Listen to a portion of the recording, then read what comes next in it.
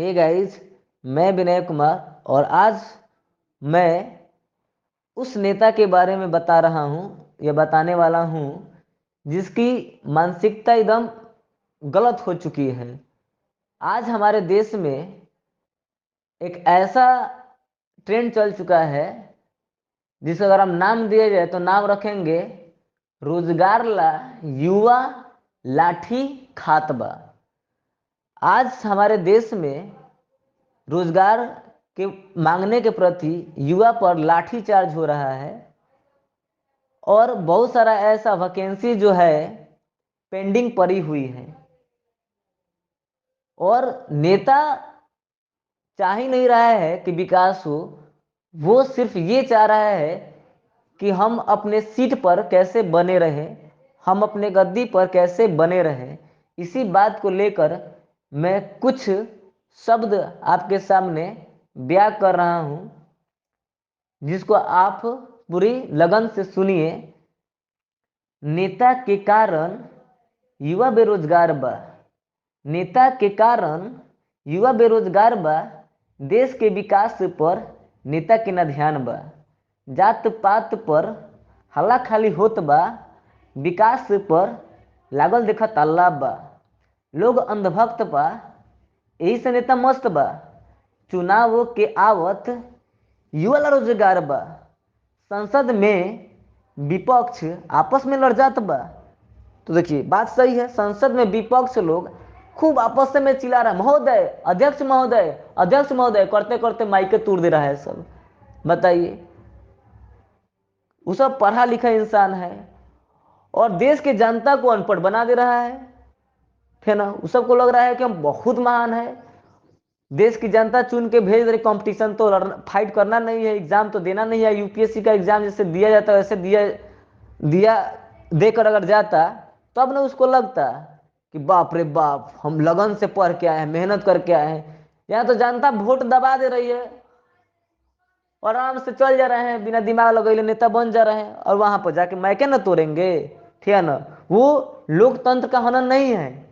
लेकिन यदि राहुल गांधी जाके कुछ वर्ड बोल रहे हैं इंग्लैंड देश में तो बीजेपी पूरा चिल्ला रहा है कि माफी मांगे, देश का लोकतंत्र का हनन है, देश को बदनाम करने का साजिश रच रहे हैं। जब भी वो इंग्लैंड में दूसरे देश में जाते हैं तो देश को बदनाम करते हैं।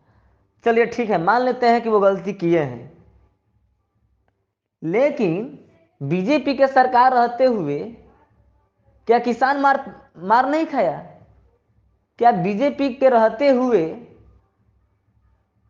हमारे देश के जो युवा हैं वो पढ़ाई करने के लिए उसी देश में नहीं जा रहे हैं जो देश फूट डालो और शासन करो की नीति अपनाकर भारत देश को 200 वर्ष तक गुलाम बनाया? आज उसी के विश्वविद्यालय में, कैम्ब्रिज विश्वविद्यालय में हमारे देश के युवा शिक्षा जाके ग्रहण करता है। क्या हमारे देश के लिए यह शर्म की बात नहीं है? हमारा देश सोना का चिड़िया कहलाता था। हमारे देश में एक से एक विश्वविद्यालय था, नालंदा विश्वविद्यालय, जहां से चलकर मैंने अलग अलग देश के लोग यहाँ पढ़ने आते थे। ठीक है ना।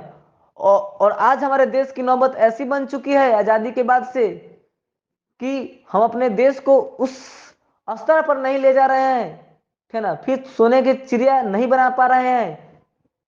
और हमारे देश का युवा यूक्रेन में जाके सस्ता एजुकेशन ग्रहण कर रहा है। यहाँ पर एमबीबीएस का कोर्स करने का फी 30-40 लाख से भी ज्यादा लग जाता है और यूक्रेन में जाकर वही कम लाख में कम लाख में हो जा रहा है, कम पैसा में हो जा रहा है। तो वहां पे पॉसिबिलिटी कम कम पैसा में पॉसिबिलिटी है, लेकिन हमारे भारत देश में कम पैसा में शिक्षा पॉसिबिलिटी क्यों नहीं? सरकार के अनुसार आज बहुत सारे शिक्षक गण प्राइवेट जो है, जैसे खान सर हो गए, जो कि यूपीएससी के बैच, जो इतना महंगा, जो गरीब परिवार या मिडिल फैमिली से बिलोंग करने वाला जो विद्यार्थी है वो अफोर्ड नहीं कर पाएगा उतना फी। और आज खान सर की वजह से वो इतना फी अफोर्ड कर पाएगा। 7,000 कोई बड़ी फी नहीं हुआ, वो कर सकता है। और खान सर कितना अच्छा सोच है कि भले उसका यूपीएस से निकले या ना निकले, उसका मेंटल लेवल हाई हो जाएगा, वो अंधभक्त तो नहीं बनेगा कि किसी को जाके आंख मूंद के वोट दबा दे, एक गलत नेता नेता का चुनाव कर ले जो देश के लिए मर नहीं रहा है, बस उसको कुर्सी की लगी हुई है। तो बीजेपी के नेता लोग को भी सोचना चाहिए कि आज भी हमारे देश के बहुत सारे युवा जो है अलग अलग देश में जाके शिक्षा ग्रहण कर रहे हैं। तो हम लोग आपस में ही लड़ रहे हैं, आपस में ही मैक तोड़ रहे हैं, ठीक है ना, उस पर अलायंस लगा दे रहे हैं कि वो गलत है, ये गलत है। केवल ईडी और सीबीआई जो है सिर्फ और सिर्फ विपक्ष पर टूट पड़ी है। क्या बीजेपी के पार्टी में एक भी ऐसा नेता नहीं है जो भ्रष्ट हो? एक भी ऐसा नेता नहीं है जो जिस पर सीबीआई और ईडी जाके छापा मार सके?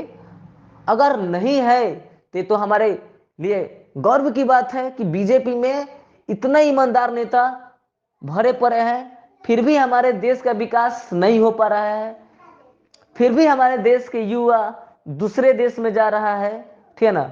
हम मानते हैं कि बहुत सारे सरकारें जो होती है अच्छा करती है, बहुत सारे सरकारें गलत भी करती है।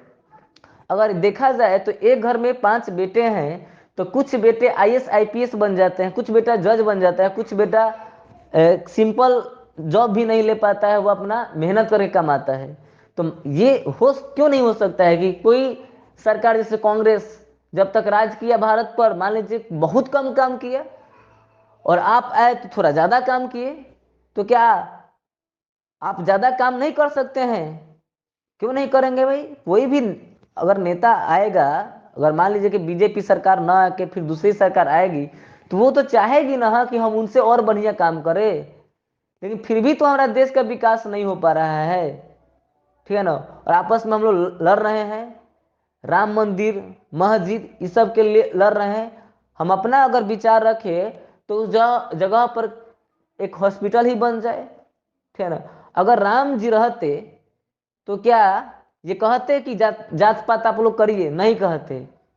अगर वास्तव में आज इस देश में राम जी जीवित होते तो ये कभी नहीं कहते कि आप लोग जातिवाद कीजिए, वे कभी नहीं कहते कि आप मेरा ही मंदिर बनाइए। ये हमेशा कहते कि जनता का भलाई पहले होना चाहिए। वो जनता के भलाई के लिए, थे ना, अपने पत्नी का त्याग कर दिए थे। लेकिन यहां पर नेता अपने सीट के पाने के लिए युवा पर खूब लाठी बरसा रहा है। क्या युवा रियल में गलत है? क्या वो अपना हक नहीं मांग सकता है? क्या उसको बोलने का अधिकार नहीं है? क्या उसे शांति पूर्वक बैठकर आंदोलन करने का अधिकार नहीं है? एक चुनाव टाइम पे हो जा रहा है, ठीक है ना, जबकि भारत के प्रत्येक नागरिक वोट गिराते हैं, लेकिन भारत के प्रत्येक युवा सरकारी जॉब के लिए अप्लाई तो नहीं कर पाता है, क्योंकि कुछ युवा 10वां पास करके कमाने चल जाता है, कुछ युवा 12th पास करके कमाने चल जाता है, कुछ युवा सरकारी नौकरी की तैयारी करते करते वो बेचारा वो भी कमाने चल जाता है, ठीक है ना। फिर भी टाइम टू टाइम एग्जाम नहीं हो पाता है। अगर टाइम टू टाइम एग्जाम होता तो उसका माइंड सेट हो जाता कि चलो हर एग्जाम टाइम टू टाइम होता है, तो जी जान लगा के पढ़ता। लेकिन फार्म भरो आज 8 महीना बाद 1 साल बाद एग्जाम हो रहा है, बेचारा घर की स्थिति अगर कंडीशन गड़बड़ा जा रहा है तो वो चल जा रहा है कमाने, ठीक है ना। लेकिन नेता लोग अपना काम टाइम पे कर लेते हैं, ठीक है ना, फिर भी देश का युवा क्या है, गलत है।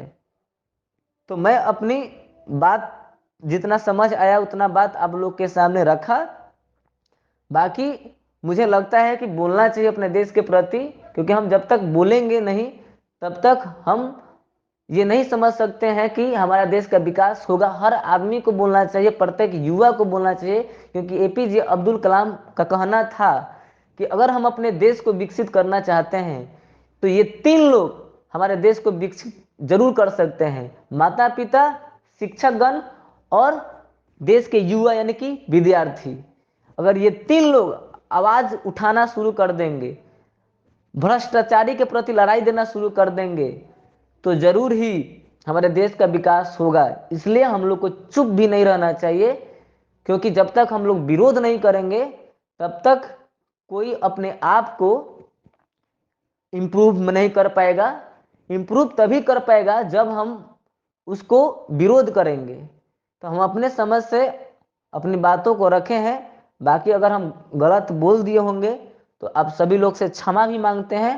अगर क्षमा योग्य मेरी वाणी होगा तो आप क्षमा जरूर करिएगा, अन्यथा मैं अपने आप की गलती को स्वीकार कर, ठीक है ना, उससे हम स्वीकार भी करेंगे कि हमने गलती किया। चलिए, आप सभी को धन्यवाद। मिलते हैं अगले वीडियो में। जय हिंद, जय भारत, जय संविधान।